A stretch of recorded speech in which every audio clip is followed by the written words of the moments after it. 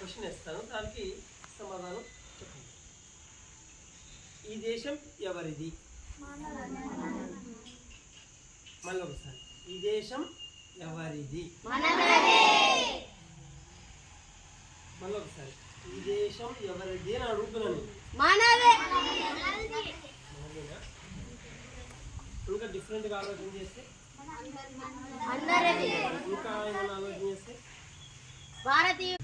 మనకు మన వస్తువుల పట్ల మనకు ప్రేమ ఉంటుంది.